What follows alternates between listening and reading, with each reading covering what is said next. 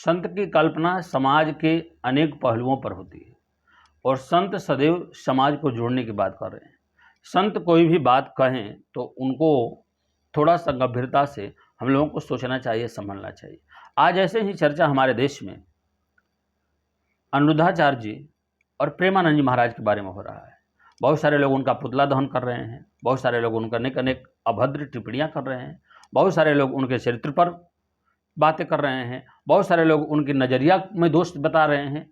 लेकिन गलती इन संत महापुरुषों का बस इतना है कि इन्होंने कहा कि आज के परिवेश में सनातन संस्कृति से हम थोड़ा सा ही नहीं बहुत आगे अपने आप को ले जाने का प्रयास कर रहे हैं।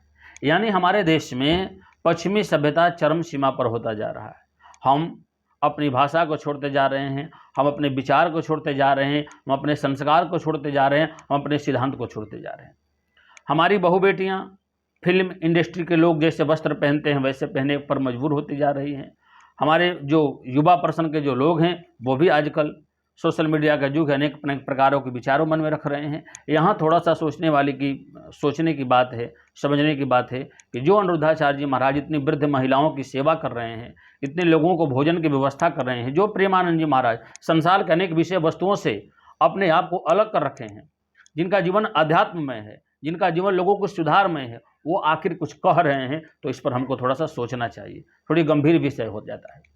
उन्होंने कहा कि माताओं को अपने चरित्र को जितना पवित्र रखेगी उतना ही अच्छा है। केवल माताएं ही नहीं, पुरुष भी अपने चरित्र को जितना सुंदर रखेंगे उतना ही अच्छा है, क्योंकि भारत चित्र प्रधान नहीं चरित्र प्रधान देश है। और इस भारतवर्ष में हमारी माताएं ऐसे हुआ करती थी कि अपने पतिव्रत धर्म के पालन करके राम और कृष्ण को, ब्रह्मा विष्णु महेश को बालक बना लेती हैं। क्या करके? पति की सेवा करके। और आज पति पर हजारों केस हो रहे हैं, मुकदमे हो रहे हैं। एक पति को छोड़कर दूसरे पति से शादी की बातें हो रही हैं। अनेक जगहों पर पति भी एक पत्नी को छोड़कर दूसरे पत्नी से शादी करने की बात कर रहा है। आखिर ये मानसिकता हमारे देश में आया कहाँ से? ऐसे हम कहाँ थे और आज हम कहाँ पहुँच रहे हैं? जो आज के फैशन डिजाइनर मॉडल जिसको कहा जा रहा है, क्या हम अच्छे वस्त्र पहनकर अच्छे नहीं दिख सकते हैं?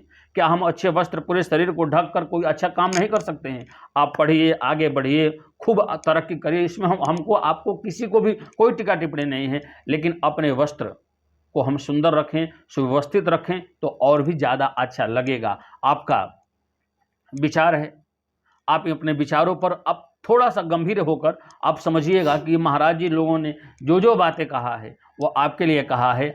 हमारी बहू बेटियां हो, हमारे घर के हो, आपके घर, सब हमारे लिए सामान्य रूप से हैं।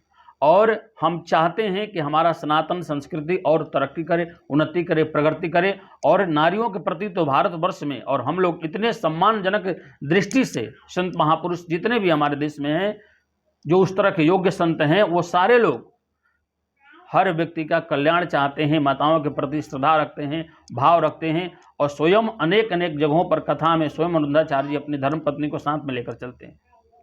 तो यहाँ थोड़ा सा संभलने का विषय है, सोचने का विषय है, जानने का विषय है। और फिर किसी को ऊपर टीका टिप्पणी करें तो बहुत ही अच्छा होगा। जय श्रीमन्नारायण। हमारी बातों से अगर आपको थोड़ा सा भी तकलीफ हुआ हो तो उसके लिए क्षमा चाहेंगे। जय श्रीमन्नारायण।